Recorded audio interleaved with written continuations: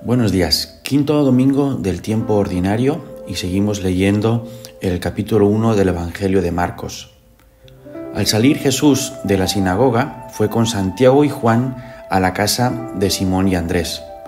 La suegra de Simón estaba en cama con fiebre e inmediatamente le hablaron de ella. Él se acercó, la cogió de la mano y la levantó. Se le pasó la fiebre y se puso a servirles. Al anochecer, cuando se puso el sol, le llevaron todos los enfermos y endemoniados. La población entera se agolpaba a la puerta. Curó a muchos enfermos de diversos males y expulsó a muchos demonios. Y como los demonios lo conocían, no les permitía hablar. Se levantó de madrugada, cuando todavía estaba muy oscuro, se marchó a un lugar solitario y allí se puso a orar. Simón y sus compañeros fueron en su busca y al encontrarlo le dijeron: «Todo el mundo te busca». Él le respondió: «Vámonos a otra parte, a las aldeas cercanas para predicar también allí, que para eso he venido». Así recorrió Jesús toda Galilea, predicando en sus sinagogas y expulsando los demonios. Este evangelio es la continuación de lo que leíamos la semana pasada, cuando Jesús predica durante el Shabbat en la sinagoga. Después de predicar y expulsar al espíritu inmundo, Jesús se va a la casa de Pedro. En Cafarnaún actualmente se puede visitar la casa de Pedro, o mejor dicho, las ruinas de la iglesia que se construyó sobre la casa de Pedro. Ahí, en ese lugar, sucedió lo que leemos hoy en este pasaje. Al ser ya el atardecer, el Shabbat ha concluido, y por eso le pueden llevar a Jesús tantos enfermos. Recordemos que durante el Shabbat, al ser un día de descanso, los judíos no podían caminar más que un número determinado de pasos, no podían cargar pesos, realizar trabajos, había muchas restricciones. Estas prohibiciones siguen vigentes en el mundo judío observante. Actualmente, algunas de estas reglas incluyen, por ejemplo, la prohibición de encender fuego, de cocinar, comprar, escribir y llevar a cabo transacciones comerciales. Además, se evita el uso de vehículos motorizados, ya que se considera que encender el motor es equivalente a encender fuego.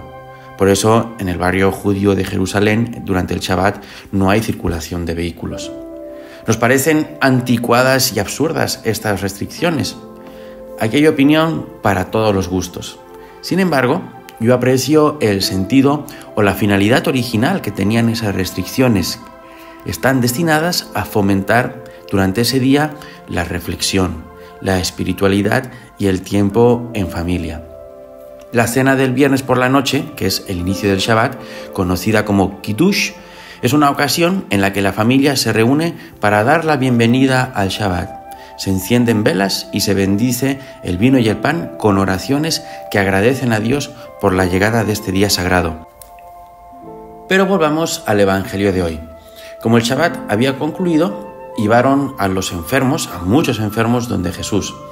Pero antes de que esto sucediera, Jesús, en la casa de Pedro, curó a su suegra, también enferma. ¿Qué vías de reflexión podemos abrir para este pasaje? Primero, la enfermedad ciertamente es algo negativo. Nadie quiere estar enfermo. Si podemos evitar la enfermedad, lo hacemos, claro que sí, hay que promover y fomentar la salud.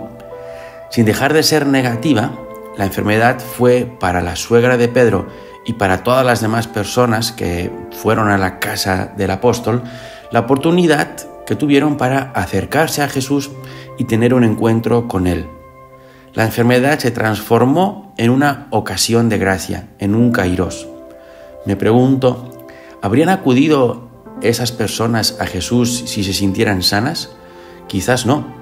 La enfermedad tuvo para ellos también su lado de bendición, el encuentro transformante con Jesús.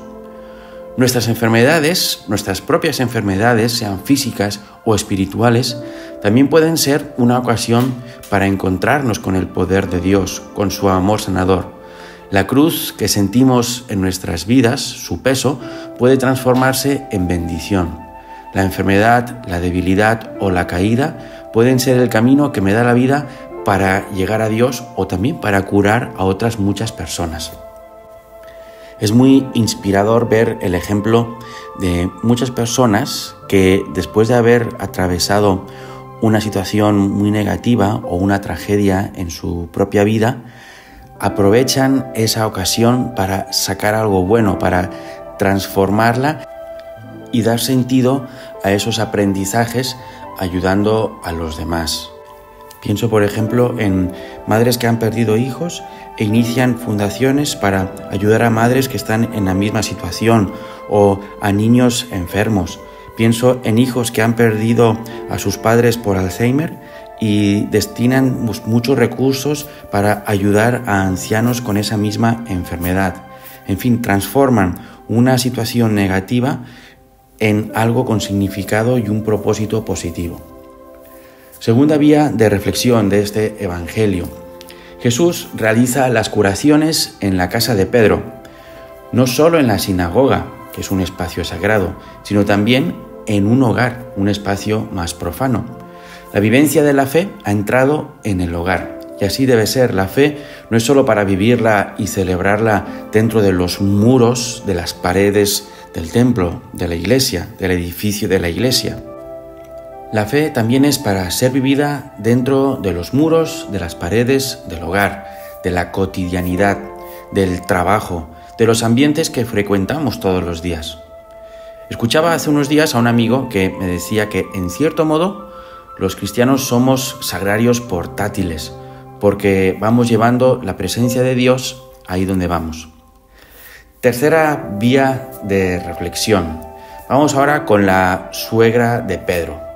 Antes de hablar de su curación, nos preguntamos, ¿estaba Pedro casado cuando Jesús entró y visitó su casa? No lo sabemos. Si tenía suegra, definitivamente Pedro estuvo casado, pero no sabemos si cuando recibe la llamada de Jesús estaba casado o había ya enviudado. Una de las omisiones evidentes de este pasaje es la presencia de la esposa de Pedro. ¿Estaba viva ella cuando se encontró Pedro con Jesús? Las tradiciones tempranas que responden a esta pregunta divergen de varias maneras. Algunos de los primeros padres de la Iglesia dicen que sí, que ella estaba viva e incluso que lo acompañó en sus viajes a Roma. Incluso hay una tradición que dice que fue martirizada con su marido, con Pedro. Sin embargo, poca evidencia arqueológica apunta a una posible presencia de la esposa de Pedro en Roma. Otras tradiciones, por el contrario, afirman que la esposa de Pedro murió antes de que Pedro conociera a Jesús, lo cual parecería ser consistente con su ausencia en las narraciones del Evangelio, donde sí aparecen otras mujeres que siguen a Jesús. Pero al final, si sí o si no, no tenemos evidencia ni de lo uno ni del otro. Vamos ahora con la curación de esta mujer. Jesús cura a la suegra de Pedro porque Pedro, Santiago, Andrés y Juan le hablan de ella. Encontramos aquí una puesta en práctica de la oración de intercesión. Pedir a Jesús por las necesidades de alguien más.